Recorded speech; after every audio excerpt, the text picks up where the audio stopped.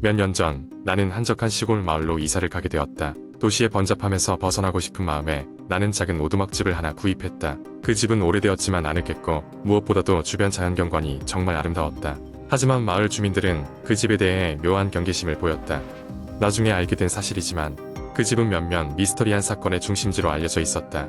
첫날 밤 난 침대에 누워 마을 사람들의 이야기며 이사를 마치며 겪은 일들에 대해 곰곰이 생각하다 잠이 들었다. 새벽 2시쯤 갑작스런 소리에 잠을 깼다. 마치 누군가 집 안에서 발소리를 내며 걷고 있는 것만 같았다. 깨어나 보니 집안은 정적에 휩싸여 있었고 나는 마치 꿈이라도 꾼 듯한 기분에 다시 눈을 감았다. 다음 날 아침 난 근처 마을에 다녀오기로 했다. 상점 주인들은 내가 어디에 살고 있는지 알자 그 집에서 이상한 일이 일어날 때마다 방문한다며 더 이상 그 집에 머물지 않는 게 좋겠다고 충고했다. 나는 대수롭지 않게 여기고 저녁에 집으로 돌아왔다. 그날 밤 다시 발소리가 들리기 시작했다. 이번에는 더 분명하고 가까이서 들렸다. 나는 조심스럽게 침대에서 나와 소리가 나는 방향으로 걸음을 옮겼다. 소리는 주방 쪽에서 나는 것 같았다. 나는 후레쉬를 들고 주방으로 향했다. 아무도 없었다. 주방 창문은 열려 있었고 찬바람이 불어왔다. 그저 창문이 잘 닫히지 않아 바람이 소리를 냈나 싶어 창문을 단단히 닫고 돌아왔다. 몇 날 밤 동안 이런 일이 반복되었다. 매번 이상한 발소리가 나고 누군가 집 안에 있는 듯한 기분이 들었다. 나는 결국 이 문제의 원인을 찾아야겠다고 결심했다. 그래서 지역 도서관에 가서 이 집에 대한 자료를 찾아보기로 했다. 도서관에서 오래된 신문 기사와 기록을 뒤지다 보니 이 집에 대한 충격적인 사실을 알게 되었다. 이 집은 한때 작은 가족이 살던 곳이었지만 가족들이 불행한 사고로 목숨을 잃은 이후로 아무도 살지 않았다는 것이다. 그리고 나서 몇 년간 이 집을 소유했던 사람들은 모두 기이한 경험을 한 끝에 떠났다는 것이었다. 내가 이런 사실을 발견하고 돌아온 그날 밤 다시 한번 발소리가 들려왔다. 그러나 이번에는 소리뿐 아니라 낮은 목소리로 중얼거리는 소리까지 들렸다. 나는 무언가를 결심한 듯 소리가 나는 방으로 조심스럽게 들어갔다. 그리고 그 순간 내 눈앞에 믿을 수 없는 장면이 펼쳐졌다. 희미한 형체가 안개처럼 방을 떠다니고 있었고 곧이어 또렷한 형상이 나타났다. 그것은 그 옛날 이곳에 살았던 가족의 모습이었다. 그들은 나를 해치려고 하는 듯 보이지는 않았지만 분명히 무언가를 전하고 싶어 하는 듯 했다. 나는 공포에 떨면서도 그들을 바라보았고 그 순간 한 여성이 나지막히 말했다. 우린 이곳을 떠나고 싶지 않아. 하지만 우리가 누군지 기억해줘요. 내 말이 끝나자마자 모든 것은 사라졌다. 나는 그것이 환상이었는지 아니면 진짜였는지 알 수 없었다. 하지만 그 이후로 집에서 이상한 소리가 나는 일은 없었다. 나는 그 가족을 기리며 그들이 누군지 알리고자 마을 주민들과 함께 작은 기념비를 세웠다. 그들은 더 이상 떠돌지 않고 평온을 찾은 듯했다. 그 후 나는 그 집에서 몇 년을 더 살았고 특별한 사건 없이 평화로운 시간을 보낼 수 있었다. 때로는 바람소리에 섞여 누군가의 목소리가 들리는 듯했지만 그것이 그들 가족의 인사였는지도 모른다. 그리고 나는 이 모든 이야기를 적어 사람들에게 나누어 주었다. 혹시 모를 그들의 목소리가 다시 들리길 바라며 이 집을 떠나는 날까지 그들의 기억을 간직하려 한다.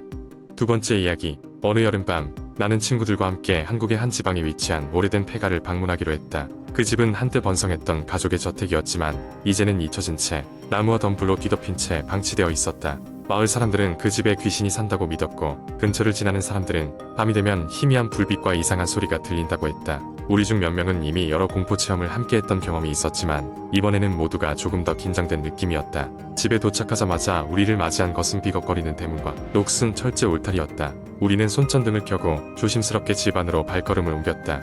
집 안은 오랫동안 관리되지 않아 먼지와 거미줄로 가득 찼고 서늘한 공기가 흐르고 있었다. 우리는 각자 휴대폰을 꺼내 사진을 찍기 시작했고 집의 여러 방을 탐험했다.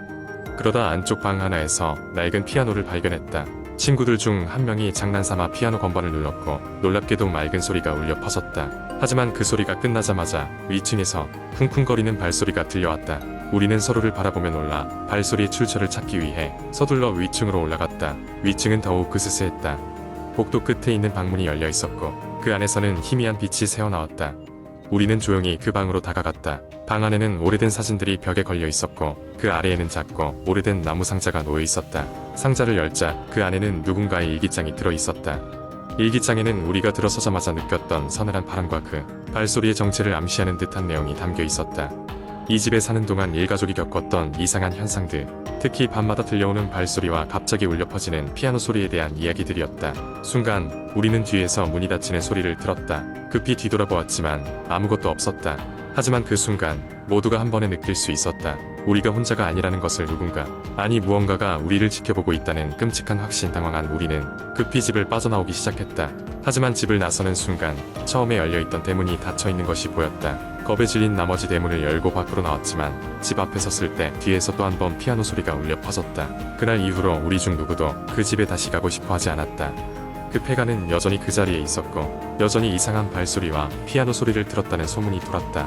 우리는 그날의 경험을 다신 잊지 못했다. 그 집에는 정말로 무언가가 살고 있었던 걸까? 이건 여전히 미스터리로 남아있었다. 세 번째 이야기. 어느 날 한 고등학생인 준호는 인터넷에서 유행하는 공포 게시판을 찾아보게 되었다. 그는 평소 공포 이야기를 좋아했기에 그곳에 올라오는 다양한 이야기를 읽으며 시간을 보냈다. 그러던 중 절대 클릭하지 마시오라는 제목의 글이 눈에 띄었다. 호기심이 발동한 준호는 망설였지만 결국 글을 클릭했다. 내용은 평범했다. 오래된 폐가에 얽힌 괴담으로 그곳에 들어가면 귀신에게 쫓기게 되고 절대 뒤를 돌아보지 말라는 것이었다. 준호는 이 이야기가 그리 특별하게 느껴지지 않았다. 하지만 글의 끝에는 이 글을 읽은 사람은 이틀 내로 그 집을 방문해야만 한다. 그렇지 않으면 끔찍한 저주가 내려진다. 라는 문구가 적혀 있었다. 준호는 웃으며 컴퓨터를 껐다. 다음 날 친구들과의 대화 중 준호는 어제 읽은 공포글에 대해 말했다. 친구들은 당연히 그런 이야기를 믿지 않았고 하나의 해프닝처럼 넘겼다. 그러나 그날 밤 준호는 평소보다 더 이상한 꿈을 꾸었다. 꿈속에서 그는 폐가 앞에 서 있었고 안에서 무언가 그를 초대하는 듯한 소리가 들렸다. 그는 꿈에서 깨어났지만 그 소리는 현실에서도 계속 맴도는 것만 같았다. 이틀째 되는 날 준호는 계속되는 불안감에 시달렸다. 괴담이 거짓이라 믿으면서도 그는 꿈에서 봤던 폐가가 자꾸 떠올랐다. 결국 친구 몇 명을 설득해 함께 그곳을 탐험해 보기로 했다. 친구들은 이를 재미로 여겼고 그렇게 그들은 해가 지고 난 뒤 폐가로 향했다. 폐가는 생각보다도 더 낡아 보였고 으스스한 분위기가 감돌았다. 친구들은 장난삼아 무서운 소리를 내거나 겁을 주려 했지만 준호는 점점 더 무거운 느낌에 사로잡혔다. 갑자기 누군가의 비명소리가 들렸다. 그것은 친구 중 한 명이 장난으로 소리친 것이었지만 그 순간 모든 분위기가 얼어붙었다. 그들은 다같이 폐가의 안으로 들어갔다. 내부는 추웠고 곰팡이 냄새가 가득했다. 그리고 어두운 복도 끝에는 끊임없이 삐걱거리는 소리가 들렸다. 친구들은 더 깊이 들어가 보자고 했지만 준호는 무언가 이상하다는 것을 느꼈다. 여기까지만 하고 돌아가자고 친구들을 설득했지만 그 순간 불현듯 복도 끝에서 소리가 났다.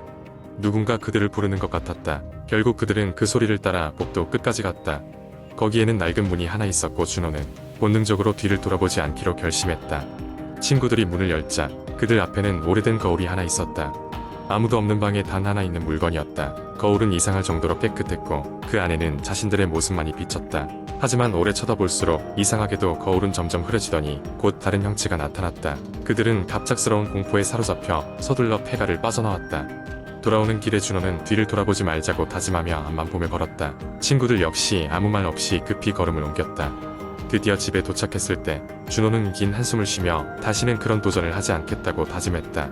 며칠이 지나고 그날의 경험이 거의 잊혀질 즈음 준호는 방에서 이상한 소음을 듣기 시작했다.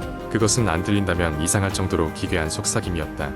몇 번이고 그 소리를 무시하려 했지만 그 소리는 결코 사라지지 않았다. 준호는 직감적으로 알았다. 그것은 폐가에서부터 이어진 저주 같았다. 결국 준호는 인터넷에서 그동안 무시했던 글들의 진위를 다시금 확인해 보았다. 그 글에는 그동안 사람들이 겪은 비슷한 사례들이 적혀 있었다. 대부분은 그 당시에는 아무 일도 없었으나 시간이 지날수록 서서히 환청과 환영에 시달리다 결국 미쳐간다는 내용이었다. 준호는 자신도 그렇게 될까 두려워졌다. 그때부터 그는 더 이상 혼자 있지 않았다. 친구들에게 계속 함께 있어달라고 부탁하고 집에서도 가족과 함께 있으려 했다. 그래도 그 속삭임이 가끔 들려올 때마다 그는 소름이 돋았고 마치 누군가 자신의 뒤에 있는 것 같은 기분을 지울 수 없었다. 만약 그때 뒤를 돌아본다면 그는 정말 그 괴담의 끝을 마주하게 될 것이었다. 그리고 이제는 다른 사람들에게도 이 이야기를 전하며 절대로 그 집에 가지 말라고 경고한다. 그럼에도 불구하고 호기심에 그곳을 계속 찾는 사람들이 있다는 것을 알 때마다 준호는 그들의 미래를 걱정할 수밖에 없었다. 왜냐하면 그도 여전히 그 저주에서 완전히 벗어나지 못했기 때문이다.